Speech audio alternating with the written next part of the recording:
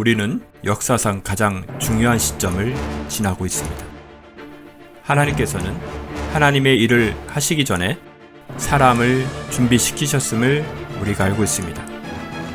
하나님 말씀은 마지막 때에 대추수, 대부흥의 때가 있다고 분명히 예언하고 있습니다. 아멘. 하나님의 말씀이 그대로 성취될 것을 믿습니다. 예레미야 눈물은 잠자는 교회와 영혼을 깨우기 위해 노력하고 있습니다. 이 가슴 뛰는 일에 함께 하길 원하시는 분은 카카오 채널로 연락 주시기 바랍니다. 당신은 위대한 하나님의 사람입니다.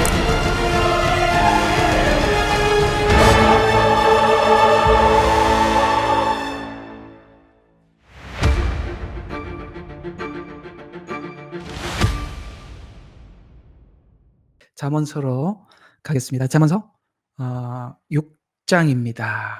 잠언서 6장 16절에서 19절입니다. 자, 제가 봉독하겠습니다. 잠언서 6장 16절에서 19절. 이 6가지를 주께서 싫어하시며 정녕 그에게 가증한 것이 7이니 교만한 눈과 거짓말하는 혀와 무죄한 피를 흘리는 손과 악한 계획들을 꾸미는 마음과 악으로 달려가는 데 빠른 발과 거짓을 말하는 거짓 증인과 형제 간의 불화를 일으키는 자니라. 아멘. 이 잠언서는 참 우리에게 많은 잠언을 전해주지요. 그 중에 이렇게 6장에 들어와 보면 하나님께서 싫어하는 서너 가지, 6가지 이렇게 이야기를 하면서 말씀을 하고 있습니다. 다른 성경에도 하나님께서 싫어하는 서너 가지 죄 이런 표현을 하고 있는 부분도 있거든요. 그러니까 이렇게 왜 하나님께서 몇 가지라고 이렇게 정해서 싫어하는 것이라고 나열을 하느냐면 우리가 살아가면서 많은 죄도 있지만 이 죄만큼은 하나님이 너무너무 싫어하신다라는 뜻에서 6가지를 주께서 싫어하시며 이렇게 이야기를 하는 것입니다.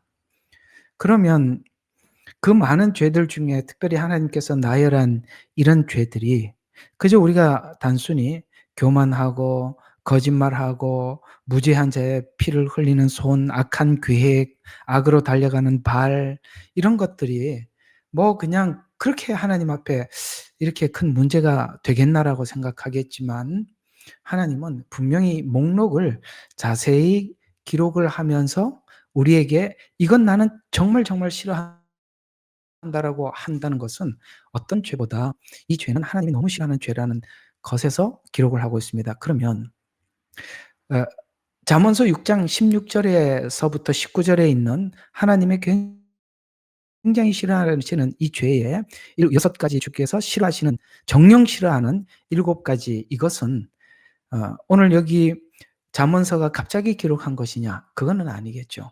분명히 앞에 어떤 이야기들을 쭉 하시다가 이렇게 되면 우리가 이런 사람이 되는데 이런 사람이 되고 난 이후에는 이런 죄를 짓게 되고 이런 죄를 짓는 사람들은 나는 너무너무 싫어한다라는 말이 문맥상 뭔가가 녹여져 있다는 것이죠.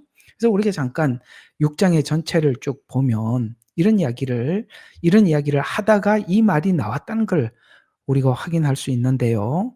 지금 여기에 어떤 이야기냐면은 대략 16장은 게으름에 관한 이야기를 하다가 하나님이 싫어하는 죄의 목록들을 기록하고 있습니다.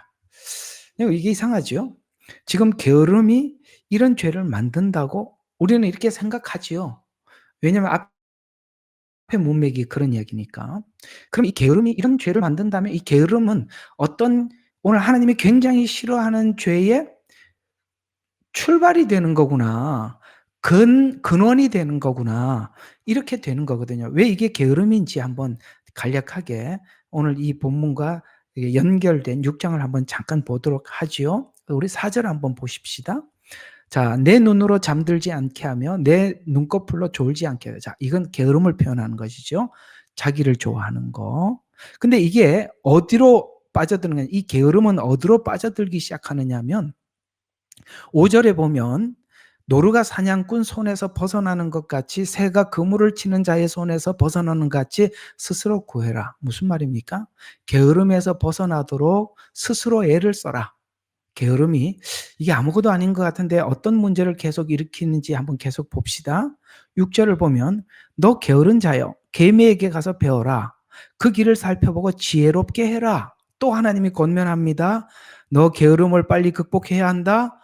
개미에게 가서 배워라 하면서 7절에 보니까 개미는 인도하는 자도 감독하는 자도 다스리는 자도 없는데 여름에 누가 일하고 싶어요? 여름에 땡볕에 누가 일하고 싶어요? 그런데 여름에 먹을 것을 마련하고 왜요?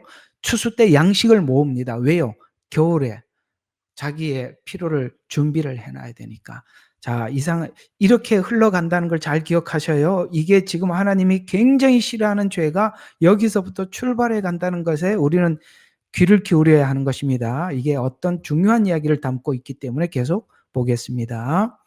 자, 그래서 9절에 보면 게으른 자여 이제 이렇게 이야기하면서 내가 언제까지 자겠느냐, 언제까지 잠에서 깨어 일어나겠느냐, 좀 더 자자, 좀 더 졸자, 손을 모으고 좀 더 자자 하면 내 빈공이 여행자처럼 올 것이요 내 빈공이 강도처럼 확 물러올 것이다. 이렇게 이야기를 하면서 쓸모없는 사람과 악인은 완고한 입과 더불어 행하느니라.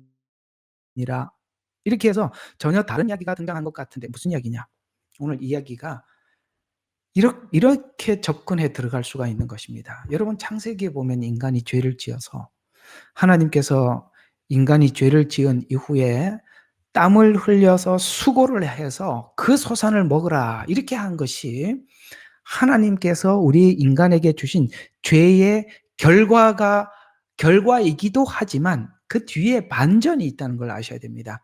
죄의 결과 때문에 우리 인간에게는 이렇게 수고로 그 여성에게는 해산의 수고, 남성에게는 이렇게 땀을 흘리고 수고해야 하는 이런 것이 우리에게 찾아왔습니다. 그리고 사망이 왔죠. 그런데 이건 하나님의 반전이라는 걸 아셔야 돼요. 어떤 반전이냐?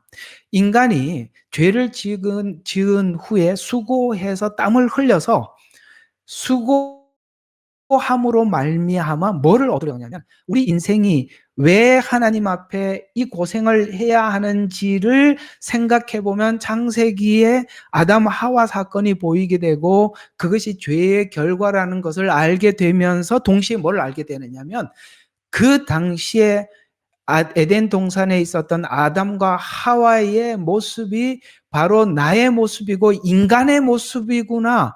우리는 하나님께서 이렇게 좋은 환경을 만들어줘도 우리 마음속에 이렇게 죄를 지을 수밖에 없는 인간이구나. 하나님께서 아무리 좋은 것을 주고 누려도 우리 인간의 마음속에 있는 이 죄성과 탐심은 해결할 수가 없구나라는 것을 알고 그 죄를 알고 죄를 용서해 주신 십자가를 만나고 하나님을 만나라고 준 것이 우리 인생의 생사고락이에요. 죽음과 삶과 고생과 즐거움들 그 중에 대부분이 고지요. 고통이지요. 땀을 흘리고 수고해야 하는 일들입니다. 그런데 오늘 여기 게으른 자는 이거를 우리가 먹어야 살잖아요. 우리가 잠을 자야 되잖아요. 우리가 이런 일상을 하기 위해서는 먹어야 살기 때문에 일을 해야 돼요. 우리가 또 뻔한 거 아니에요. 모든 사람이 여기 다 굴레 속에 하나님이 선언한 굴레 속에 다 갇혀 있는 것이죠. 근데 이것이 하나님 앞에 성실하게 살아가게 되면 도리어 이것이 내 죄를 발견하고 십자가를 보게 되고 은혜를 발견하는 하나님 앞에 큰 은혜가 되는데 요걸 하기 싫어서 편하게 먹고 살고자 하는 사람들이 있어요. 바로 그런 사람들 때문에 하나님께서 지금 하는 이야기입니다. 오늘 우리가 있었던 1년에 있었던 우리나라의 이런 모든 문제를 제공한 사람을 머릿속에다 두고 한번 생각을 해보면서 우리는 정말 우리 자신에게도 이런 것들은 정말 하나님이 정말 기뻐하지 않는 이런 죄로 가는 동기가 이렇게 가는 거구나라고 우리가 한번 반성하는 차원에서 우리가 지금 사람을 보고 있으니까 우리가 저렇게 될 수도 있구나. 무엇이 우리를 그렇게 만드는가? 우리가 한번 생각을 오늘 이 잠언서 6장과 그다음에 야고보서 5장 이 두 이야기를 우리가 함께 생각하면서 은혜를 받아 보도록 하겠습니다. 자, 아까 이 게으름은 뭐냐? 자기가 일하지 않고 속여서 편하게 살아보자. 이런 도둑놈 같은 마음을 이야기하는 것입니다. 똑같은 이야기를 야고보서 5장에서 하고 있으니까 아까 야고보서 5장에서 한번 본다고 했잖아요. 한번 야고보서 5장 4절부터 한번 잠깐 보도록 하겠습니다. 자, 5장 4절부터. 자, 보라. 이 악한 사람들, 그러니까 일하기를 싫어하고 게을르고, 그러니까 아무것도 안 하고 남들인데 등쳐먹고 사기 쳐먹고 나쁜 짓해서 먹고 살고 싶어하는 사람들을 향해서 하나님은 그 사람들이 남을 등쳐먹고 사는 것에 대해서 그 가슴 아픈 그 사연들을 하나님도 함께 가슴 아파한다는 거예요. 자, 한번 야고보서 5장 4절부터 한번 보세요. 보라, 너희 밭에서 추수한 일꾼들에게 속임수로 주지 않는 품삯이. 아까 왜 그랬다고 그랬죠? 아까 잠언사하고 연결을 시켜보면 이들은 게으른 사람들이에요.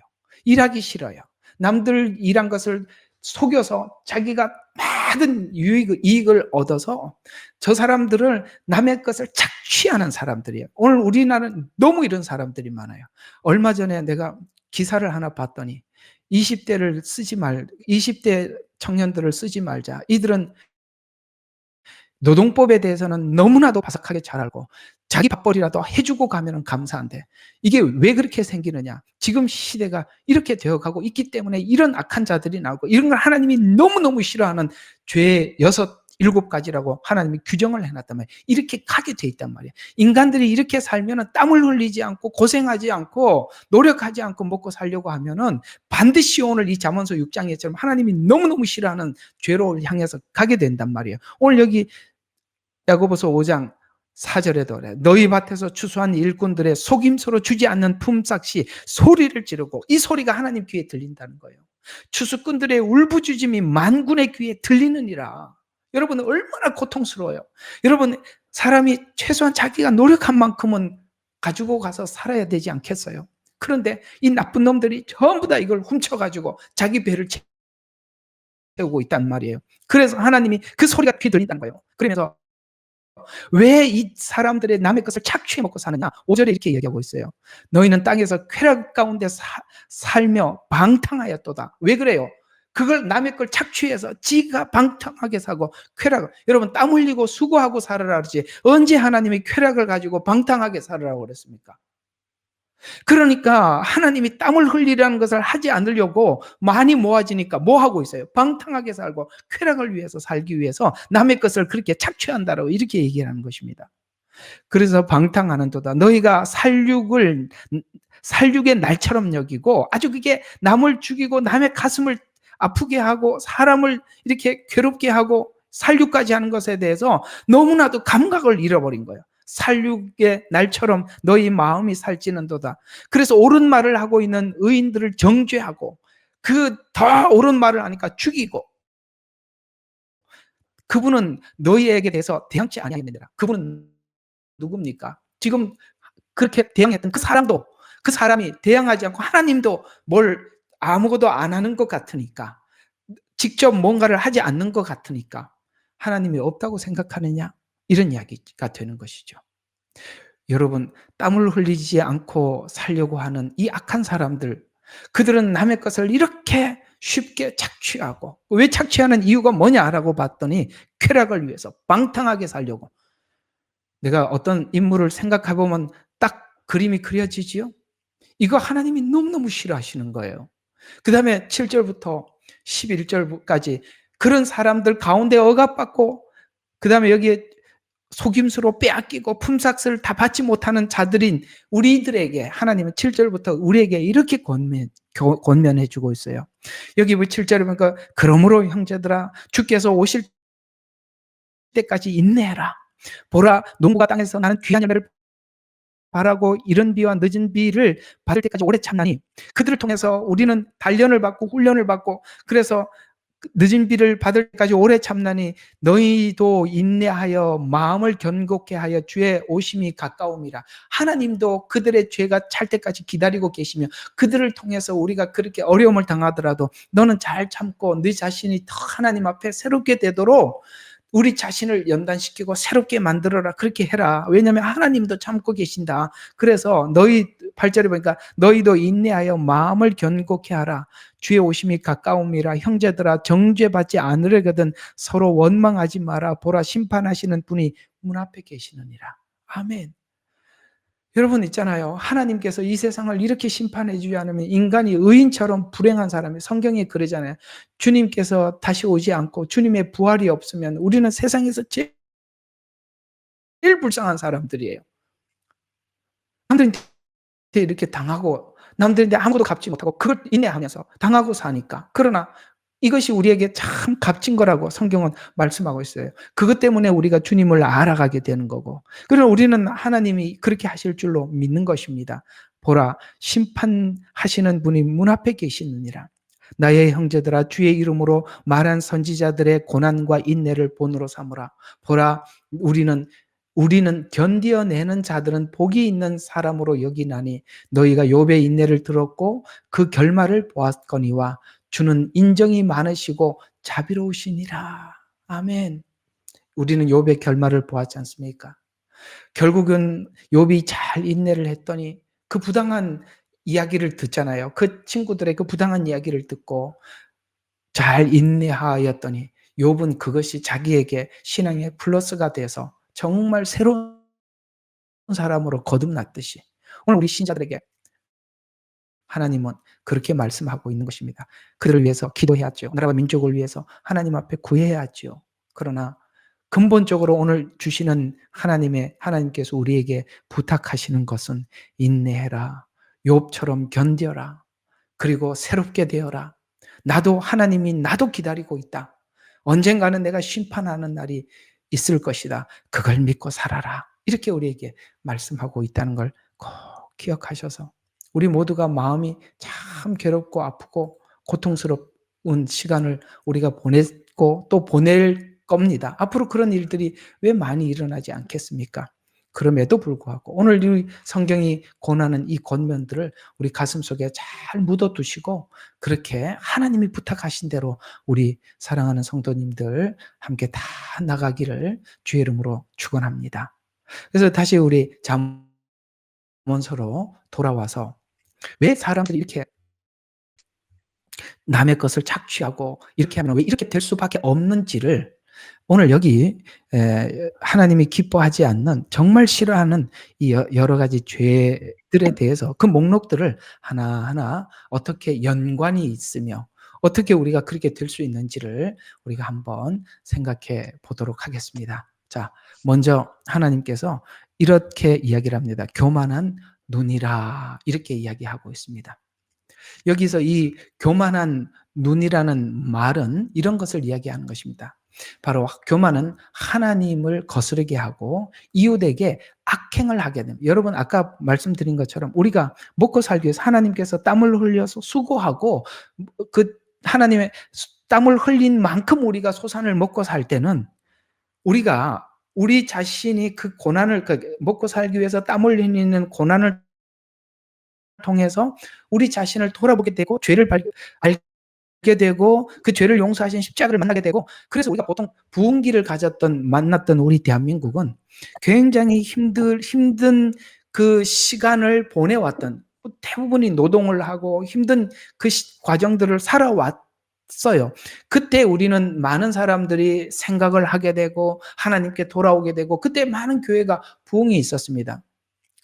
그런 것처럼 지금 우리가 그때보다 훨씬 살기 좋게 되었고 살기 좋으면 하나님 앞에 더 열심히 신앙생활을 할 것 같았는데 살기 좋아지니까 어떻습니까? 교회도 무너지고 개인들의 신앙도 무너지고 그 신앙들이 전혀 다른 목적, 우리 십자가 신앙이 아닌 다른 목적의 신앙을 우리가 가지게 되는 것을 우리가 볼 수 있듯이 여러분 우리는 왜 교만해집니까? 땀을 흘리고 자기가 먹을 것을 가지고 그 수고한 만큼 먹고 또 내일 또 일하고 그렇게 사는 사람들은 교만하잖아요. 왜 교만해집니까? 지위가 얻어지고 남의 것을 착취해서 부해지고 넉넉해지니까 그다음부터 군림하려고 하는데, 이게 놀랍게도 게으름에서부터 출발을 했다는 것이 오늘 이 잠언서가 주는 교훈이에요.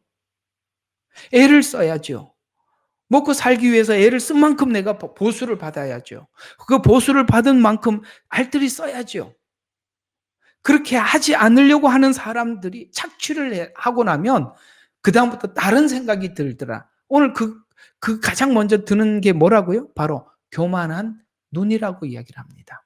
교만은 여러분 아시다시피 성경의 가장 죄 중에 근본이 되는 죄가 뭡니까? 바로 이 교만입니다. 교만은 죄의 근본이고 그다음에 죄의 시작이고 나무이기 때문에 그렇습니다. 교만은 넉넉해지거나 아니면은 권세를 갖거나 뭔가 힘을 얻는 순간 우리는 그런 교만을 부리게 되는 것입니다. 그래서 여러분이 이렇게 늘 힘들게 살고 어렵게 살고 하나님 앞에 매일 주시는 것만 먹고 살게 하는 것도 하나님이 우리를 지켜주시는 방법이에요. 여러분 넉넉해지고 많아지고 풍성해지면 오늘 여기 이렇게 되지 않는다는 사람이 누가 있습니까? 인간은 죄성을 가지고 우리는 우리 자신을 믿을 수가 없어요. 그래서 넉넉해지면 착취하면 권세를 가지면 가장 먼저 찾아오는 게 뭐라고요? 교만한 눈이다라고 이야기하는데 이것이 그 뒤에 이어져 나오는 거짓말하는 혀로 자연스럽게 이어진다는 것입니다. 그래서 더 큰 악으로 발전하게 돼. 이 교만은 그 다음에 나타나는 증세가 거짓은 죄악을 숨기고 확산하게. 그래서 늘 이제 거짓말을 하게 된단 말이에요. 여러분 정당하게 모르겠습니다. 여러분들 중에 사업을 해보시고 뭐 이렇게 해보시는 우리가 한 번 누군가에게 한 번만 거짓말을 하면 내게 많은 이익이 얻어지는 기회가 사업을 하다 보면 왜 안 생기겠어요? 그럼 왜 거짓말에 대한 유혹을 받지 않겠습니까? 정직하게 해서 사실 우리가 사업을 하고 정직하게 모으고 권력을 잡고 가능한 일이라고 생각합니까? 그건 참 불가능하고 굉장히 어려운 일이에요. 그래서 이 교만하면 사람들이 그 교만한 자기 자신을 그 권세를 지키기 위해서 자연스럽게 따라오는 게 뭐라고요? 거짓된 혀입니다. 그래서 교만에서 시작된 마음은 진실을 왜곡하게 만들고 그때부터 자신을 보호하기 위해서 타인을 속이는 것입니다. 교만은 자기 약점을 가려야 하기 때문에 자연스럽게 거짓말이 일상이 되는 거예요. 이상하죠? 그러니까 빌어먹자니 부끄럽고 땅을 파자니 힘이 없구나. 그렇죠? 그러니까 이렇게 돼가는 거죠. 그래서 교만은 자기 약점을 가려야 되기 때문에 자연스럽게 거짓말이 일상이 되는 거예요. 그래서 사단은 바로 이제 그 사단의 영역 안으로 끌어넣는 것이죠. 사단은 교만해서 하나님 앞에 버림받은 건데 교만하면 자연스럽게 거짓말로 나옵니다. 그래서 요한복음 8장 44절에 보면 이 거짓말하는 사람들을 향해서 하나님께서 네 아버지가 누군지를 딱 설명해 줍니다. 그래서 요한복음 8장 44절 너희는 너희 마귀의 아버지에게 너희는 너희 아비 마귀에게서 났으며 하면서 그런 거짓말장이요. 거짓의 아비라는 것은 뭡니까? 모든 거짓말은 사단이 만들어내는 거라는 거예요. 이 거짓말도 어쩌면 이렇게 거짓말이 많이 다 편하게 먹고 살고 땀 흘리지 않고 쉽게 먹고 살려고 하는 사람들 때문에 온 세상이 이렇게 거짓으로 물들어 버리는 거예요. 결국은 이 거짓말은 하나님께서 심판하듯이 드러나게 되어 있다. 잠언서 12장 19절에 보니까 진실한 마음은 영원히 보존되거니와 거짓된 혀는 잠시 동안 있을 뿐이니라. 그렇습니다. 거짓말 영원히 가릴 수는 없는 거예요. 언젠가는 하나님께서 그걸 드러내시는 것입니다. 결국은 이 거짓말을 하다 보면 거짓말에서 헤어나올 수 없는 사람이 돼요. 거짓말은 거짓말을 낳게 되고 거짓말은 또 거짓말을 생산하고 또 거짓말을 계속 생산해내야 되니까 이제는 자기 자신 스스로 회복할 능력을 상실해 버리는 것입니다. 요한계시록 21장 8절에 보면 하나님께서 하나님 나라에 들어가지 못하는 사람들의 목록에 뭐가 들어가 있냐? 거짓말하는 모든 자들은 불과 유황으로 타는 곳에 참여하리니 이것이 둘째 사망이라. 여기 이 내용이 여러분이 단순하게 야 거짓말 한 번 한 사람이 야 이렇게 하나님 앞에 버림받는다. 아까 이 목록 보셨죠? 어디부터 출발했다고요? 예, 교만에서부터 출발했습니다. 교만에서부터 출발한 것은 자연스럽게 이어져 나오는 것이 거짓이라고 말씀하고 있는 것입니다. 이 거짓은 사단이 만들어내는 것인데 그것이 거기에서 한번 우리가 자기 권세를 유지하고 자기 교만을 유지하려면 계속 거짓말을 해야 되는데 나중에는 자기 자신에 대해서 자기 자신을 속여야 하고 나중에는 자기 자신에 대해서 절대 진실할 수가 없어요. 그래서 결국은 이 거짓말은 거짓말을 낳게 되는 것입니다. 그 다음 여기 말씀하는데 거짓말하는 혀와 그 다음에 무지한 피를 흘리는 손과 이렇게 이야기를 합니다. 이게 무슨 말입니까? 거짓과 교만은 결국 시간이 지나면 이제는 거짓말로만 그걸 가릴 수가 없으니까 행동으로 해야 돼요.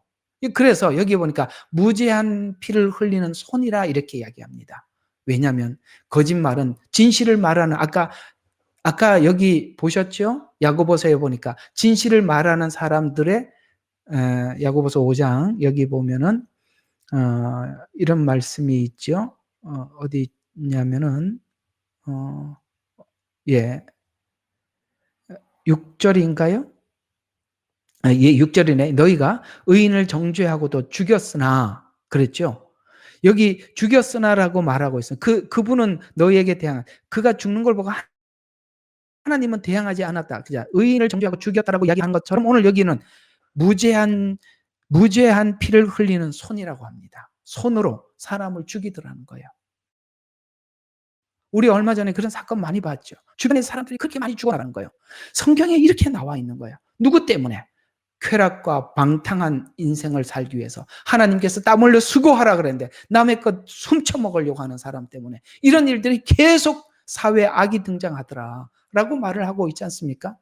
그래서 무지한 손을 흘리는 손이라는 말은 타인에게 직접 해를 가하는 행위는 마음속의 악함이 행동으로 발현한 결과라 이 말이에요. 교만과 거짓된 마음은 타인의 생명이나 가치를 무시하는 극단적인 죄악으로 이어진다라고 성경은 손에 피를 흘리게 되어 있다. 이렇게 말씀하고 있는 것입니다. 더 이상 이걸 막을 길이 없는 거예요. 그 한 사람의 욕심이. 막을 길이 없는 거예요. 그 다음 또 이어서 자연스럽게 그 다음에 또 이게 다 연결이 되어 있으니까 그 다음에 악한 계획들을 꾸미는 마음과 여러분 우리가 실습을 하고 있으니까 잘 알겠죠. 늘 하는 게 악한 계획들이에요. 죄는 단순히 순간적인 감정에 끝나지 않고 의도적으로 기획한 행동으로 발전하는 그러니까 악을 기획하고 악을 그대로 이렇게 기획한 대로 악을 기획하고 기획한 대로 하는 거예요. 우리 흔히 말하는 가짜 뉴스들, 거짓말 계속 생산해내는 거예요. 그래서 이는 개인의 죄에서 이 개인의 탐욕과 욕심이 공동체 전체를 해악을 끼치는 것으로 확장된다라는 이야기가 되는 것입니다. 악한 마음은 죄가 일상화되어야 하고 거짓을 덮어야 하기 때문에 이 거짓을 또 계략으로 꾸밀 수밖에 없는 지경에 이른다고 오늘 이 잠언서 6장에는 말씀하고 있는 것입니다. 이게 오늘 제가 여러분들한테 드리고 싶은 말씀은 뭐라고요? 이게 어디서부터 출발했다고요? 게으름. 쉽게 살려고 하는 남의 것 등쳐먹고 남의 것 훔쳐서 먹으려고 하는 이 사악한 마음 여기서부터 이렇게 간다는 거예요. 하나님께서 땀을 흘려 수고해서 소산을 먹으라고 그러면 그렇게 살면 되지. 쉽게 살려고 하는 이 사람들로 인해서 이렇게 죄가 정착되는 것입니다. 그래서 계속 보면은 악으로 달려가는 빠른 발과 기획을 했을 뿐만 아니라 이게 굉장히 죄는 아주 빠르게 가속화되어서 이상하죠? 어떤 사람이 죄를 하고 기획을 하면 그 기획에 함께 모이는 사람이 있게 되고 모이는 사람들이 하나, 둘, 셋, 넷 가속화돼서 점점 확산된다는 거예요. 신속히 악으로 달려가는 발이랍니다. 이상해요. 이런 이상한 단체가 등장하고 이상한 사람이 등장했는데 너무 많은 사람들이 동조하는 거예요. 왜요? 악은 이렇게 그렇게 살고 싶은 사람들, 이런 사람들이 함께 확 모여든다는 거예요. 그래서 달려가는 발이라 이렇게 이야기를 하는 것입니다. 제가 이렇게 목회를 하면서 느끼는 게 참 신앙 고백도 같은 성경을 보면서 어쩌면 이렇게 다른, 이게 도리어 불신자들을 하고 얘기하는 게 더 나을 만큼이나 이렇게도 다를 수가 있나라는 생각이 드는 정말 이상한 사람들이 있는가 하면 저는 저희 교회에서 참 이런 걸 느껴봐요. 저는 아시다시피 여러분들이 제 설교를 듣고 있지만 저의 설교는 모든 게 전부 다 복음 그 자체만을 전합니다. 제가 이거는 좌편향적인 생각입니다. 이거는 우편향적인 생각입니다. 이런 생각은 뭐 우파에서 생각이 좌파 이런 말 저희들이 저희 교회에서 한 번도 한 적이 없는데 저희 교인들은 다 건전한 우쪽의 사람들이고 오늘 예레미야 눈물방에도 보면 다 그런 분들이세요. 내가 그걸 가만히 참 많이 생각을 해 봤어요. 왜 사람들은 이렇게 건전한 성경적 가치, 이게 사실 우파는 성경적 가치를 가진 사람들이 가지고 있는 생각이거든요. 근데 제가 이게 우파 쪽 성향의 정치적 어떤 성향이 이런 거라고 제가 한 번도 가르쳐 준 적이 없는데도 이상하게 이 복음을 듣는 사람들은 다 우편향적 생각을 해요. 왜요? 진짜 복음은 성경적 가치를 가지고 있는데 그건 우편향적 생각입니다. 당연히 내가 수고한 대로 먹고 사는 거예요. 이게 우파의 생각의 가장 기초입니다. 땀을 흘려서 매일 하루 수고한 만큼만 먹고 사는 거예요. 이게 가장 기본인 거예요. 땀을 흘려 수고하여야 소산을 먹으리니 이게 우파의 기본이라 이 말이에요. 근데 복음을 제대로 전하면 다 이 말에 공감을 해요. 당연하다고 생각을 해요. 왜 남의 걸 공짜로 먹느냐 이렇게 생각을 해요. 그래서 여기 모이는 분들, 저희 교회 오신 분들이나 여러분들이 다 그래요. 이게 무슨 뜻입니까? 정상적인 복음을 받으면 당연히 이렇다는 거예요. 근데 이상하게 자기는 신앙이 참 좋아 보이는데 얘기를 보면 완전 좌편향적인 사람이에요. 절대 그럴 수가 없어요. 좌파는 시작 자체가 공산주의에서 나온 겁니다. 우리는 절대 그런 생각을 할 수가 없는 거예요. 정상적인 복음을 가지면 좌파가 되었다가도 우파가 되는 게 정상이라 이 말이에요. 왜? 신앙은, 복음은 예수는 믿는다 그러는데 철저하게 왜 좌파가, 난 그게 너무 신기해. 너무 신기해요. 정말 그럴 수 없어요. 그건 우리는 같은 성경을 보면서 전혀 다른 시각에서 성경을 보고 있다는 증거입니다. 그 다음 절 19절에 보면 거짓을 말하는 거짓 증인. 이제는 같이 협력을 했으니까 같이 합의를 해서 협력을 했잖아요. 그러니까 거짓 증인을 세워야 될 거 아닙니까? 예? 같이 기획을 했는데요. 내가 거짓말하면 지도 거짓말하고 거짓말이 확산이 되는 거예요. 이거는 뭐냐면은 하나님의 가치가 흘러가지 않는 거예요. 사회가 이렇게 돼가는 것은 하나님의 가치가 끝난 거예요. 거짓말이 많아지고 술수가 많아지고 악한 기획이 많아지고 이러는 것들. 그래서 거짓 증인들과 형제 간의 불화를 일으키는 것이니라. 당연히 불화. 왜요? 의와 악은 공존할 수가 없어요. 죄와 의가 공존할 수가 없어요. 이건 당연한 세상의 이치예요. 빛이 오면 어둠이 물러가듯이 있을 수 없는 일이라는 것이죠. 그나마 몇몇 안 남아있는 우리는 복음적이고 성경적 가치를 가지고 있는 우리라도 정말 정신을 차리고 가야겠습니다. 여러분, 눈먼 돈, 남의 돈 착취하려고 가지 마시고 내가 수고한 만큼 당연히 받을 만큼만 받고 매일매일 하나님께서 땀을 흘려서 수고해서 살으라 그러면 그 논리 안에서 우리가 수고해서 살려고 하는 이런 마음을 가질 때 우리는 오늘 하나님이 정말 정말 싫어하는 이런 사람들이 되지 않게 될 줄로 믿습니다. 자, 우리 한번 다시 오늘 이 이야기를 좀 정리를 해보겠습니다. 우리는 그런 사람들을 눈으로 보고 있기 때문에 뭐 이걸 굳이 그럴 겁니다, 이런 이야기 할 필요도 없이 우리는 잘 보고 있으니까. 자, 이게 어디서부터 시작했다고요? 예, 졸지 않게 하라, 잠들지 않게, 게으르지 마라. 이게 바로 사냥꾼의 올무에 빠져들어가는 시작이다. 개미를 좀 봐라. 얼마나 부지런하냐. 누가 감독하지도 않는데, 다스리지도 않는데 자기를 위해서 자기 스스로 열심히 일하잖냐.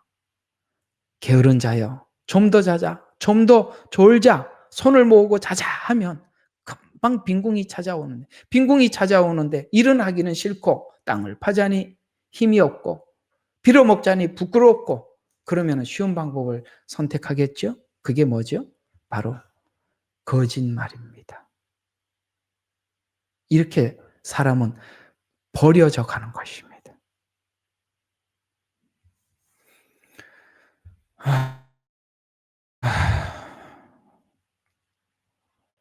예. 오늘 이 말씀 참 우리 마음속에 와닿지요. 이런 사실을 우리가 눈으로 보지 못했다면 뭐 그럴 수 있겠구나, 조심해야겠네라고 생각하지만 우리는 된통 당하고 있고 된통 보고 있습니다. 한 며칠 동안 아마 여러분들 마음이 무진장 힘들어요. 저도 너무너무 힘들었습니다. 이 조국이라는 것이 그렇게 중요합니다. 내 나라, 내 조국이 얼마나 중요한지 몰라요. 저도 해외에 나와서 살지만 조국이 없으면 뭐가 되겠어요? 여러분들 생각하니까 너무 마음도 안 좋았어요. 너무 힘들었어요. 그러나 하나님께서 악인은 심판하시고 그 악을 드러내시는 하나님이시라 하셨으니 우리 하나님 앞에 맡기고 우리가 하나님의 가치, 성경적 가치를 가지고 즐겁게 나가시기를 주 이름으로 축원합니다. 기도하겠습니다. 하나님, 쉽게 살려고 하는 것, 게으르게 살려고 하는 것, 잠시 한번 남을 속여서 유익을 얻고자 하는 것, 이것이 하나님이 너무너무 싫어하는 죄로 가는 시작점이라 말씀합니다. 주님, 이제 알겠습니다. 하나님께서 우리를 에덴에서 추방하시고 땀 흘려 수고하고 소산을 먹으라 하는 것이 그것 때문에 우리 인생을 돌아보게 만들고, 내가 아버지 하나님 내 마음속에 지나치게 이익을 추구하는 탐심을 가진 인간이라는 것도 보게 하시고, 역시 내가 죄인이구나라는 것도 보게 하셔서 그 십자가를 만나게 하기 위한 하나님의 반전의 축복이 그 안에 있음을 저희들이 믿습니다. 아버지 하나님, 좁은 길을 가고 옳은 길을 가게 해주십시오. 정의로운 길을 가게 해주시옵소서. 마지막까지 우리 자신이 그것으로 지켜짐을 기억하게 하옵소서. 오늘도 귀한 말씀이 우리 가슴속 깊이 남아있게 하옵소서. 예수님 이름으로 기도합니다. 아멘. 예레미야의 눈물은 시대에 맞는 말씀 선포와 변질되지 않은 순수 복음을 외치고 있습니다. 함께 연결되어 하나님께 예배드리며 이 마지막 때에 하나님께 쓰임받길 원하시는 분은 카카오 채널로 연락 주시면 연락 드리도록 하겠습니다. 고정 댓글에 채널 경고와 착제에 대비한 예비 채널과 제2채널 링크를 올렸습니다. 이 채널 또한 구독 부탁드리겠습니다. 감사합니다.